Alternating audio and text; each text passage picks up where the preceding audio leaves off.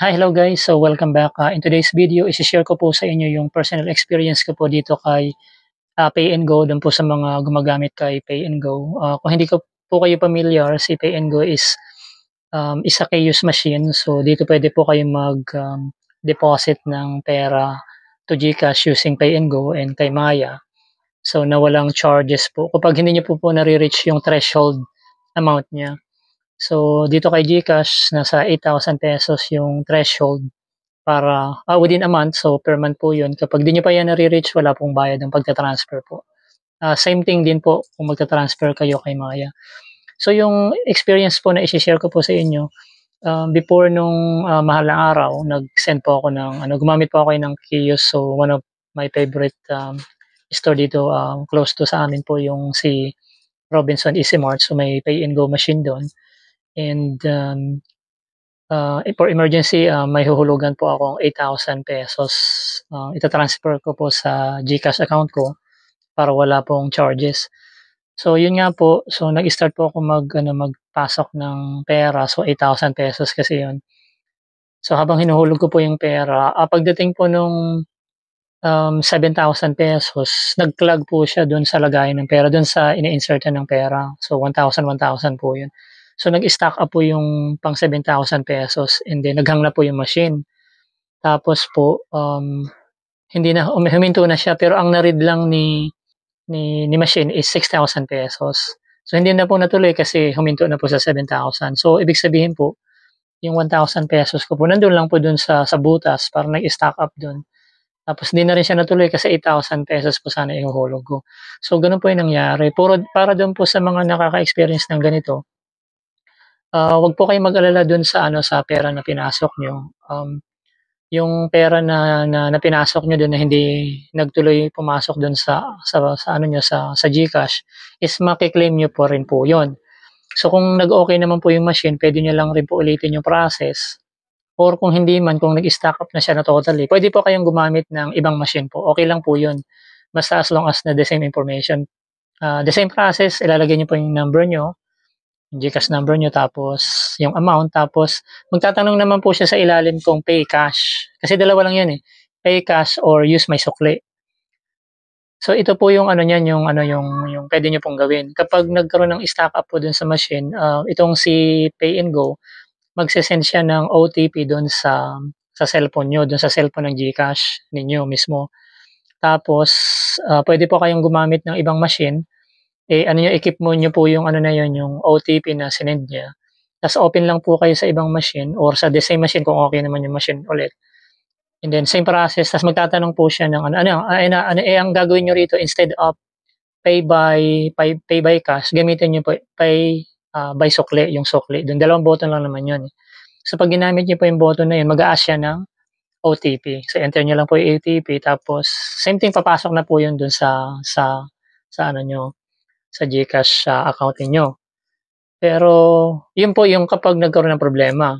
Pero sa situation ko po, iba po. So ang naging problema ko, okey na po na na-claim ko po yung ₱6,000. So okey po yun. So kung mangyari man sa inyo yun, 'di ganun lang rin po yung gagawin niyo, dapat may OTP kayo. So ito po yung sa akin. So dahil nga 7,000 yung total na naipasok ko, pero ang ni-read lang ni machine is 6,000. So yung pang ₱7,000 po hindi niya po binasa. So nawala po yung ₱1,000 sa'kin, eh, since emergency po yun. So ang ginawa ko, nag-message ako rito kay Pay and Go. Si BTI Payments po yun kapag magse-send kayo ng email. So nag-send ako ng email ng request. In-explain ko po yung situation ko na ganito, na nag-stock up. Nag-reply naman po itong si customer service. So yung email nila, BTI Payments. So nag-email naman siya na explain ko raw yung situation ko, kung anong nangyari, yung station number, kung saang station yun. Meron naman kasi dun sa resibo, eh. O kaya kung hindi man nakapag-print ng resibo, picturean niyo po yung ano, yung window. So andun po yung oras, kung magkano yung amount, kung magkano yung nawala, tapos yun nga, yung station number. Nag-reply po sila. Ang problema po, um, sinabi nila na ano, bigyan daw sila ng time na mag-investigate within 5 to 7 days. Ang nangyari po, Naghintay po ako ng 5 to 7 days, wala pong response. So, nag-follow up ako ng email. So, after ko mabigay po yung mga information pati screenshot, hindi na po sila nag-reply. So, nagse-send ako ng any update, any update. And then suddenly nung hindi ko na medyo nakalimutan ko na po 'yun kasi nag-antay ako ng 7 days or 1 week. Wala pong response ang sabi nila, ano raw magpapadala raw sila nung ano nung staff na tingnan po yung machine, investigate pero wala rin naman po nangyari, wala silang response. So medyo frustrated po tayo dun kasi unang-una emergency 'yun tapos buti sana kung ₱100 lang nawala is ₱1,000.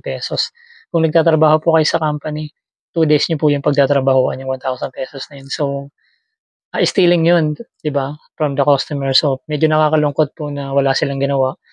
Tapos nung binalikan ko po itong ano, yung email, yung kasi may share ko ng email dun, eh, nung pag-uusap namin, ta's hindi sila nagre-response. Nakita ko yung status ng ticket ko kasi puwede niyo pong check yung status ng ticket niyo, bibigyan kasi kayo ng ano, ng ticket number. Ang SESTA is clinose na nila ng walang solution.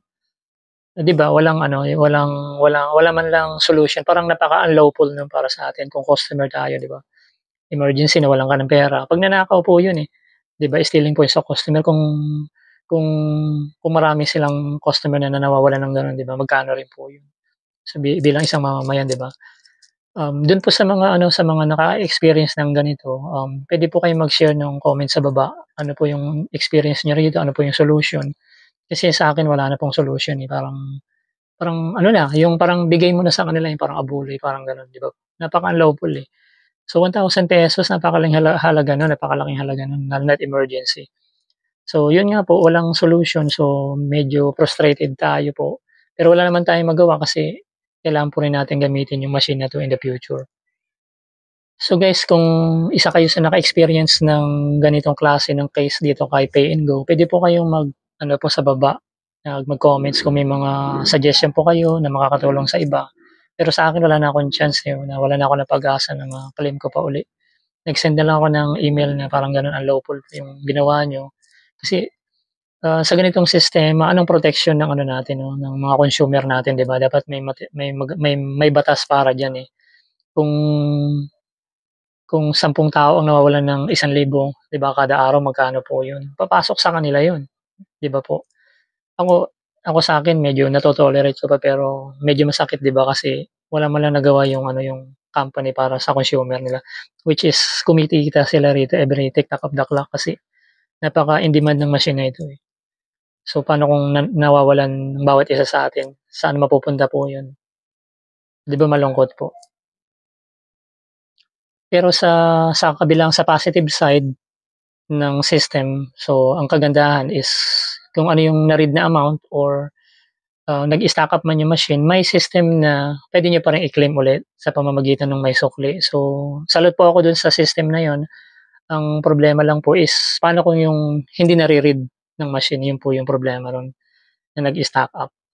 So, yun po yung negative side, yung downside ng machine na yun. Kasi kung gano'n po na walang solution, yung klase ng sistemang ito, hindi yan maggo-grow, 'di ba? So, ang sa akin lang sana mayroong system na para sa gano'n, kung may instance na gano'n. Kasi siyempre kung ipapagwalang-bahala natin, parang gano'n na lang, 'di ba? Ilan sa atin ang nawawalan ng ganito? 'Yun lang para sa akin. Sana makatulong po sa mga ibang, mga kababayan natin na nanonood ng mga ganitong video. Sana may solution. So, 'no, sana isa sa atin na naka-experience na ito is makapag-share ng information. And maraming salamat guys sa patuloy na pagsubaybay sa mga video na inilalabas natin, and kung hindi pa po kayo naka-subscribe, huwag pong kalimutan diyan sa baba and click niyo po yung bell notification para notified kayo kung may mga bagong mga video tayong nilalabas.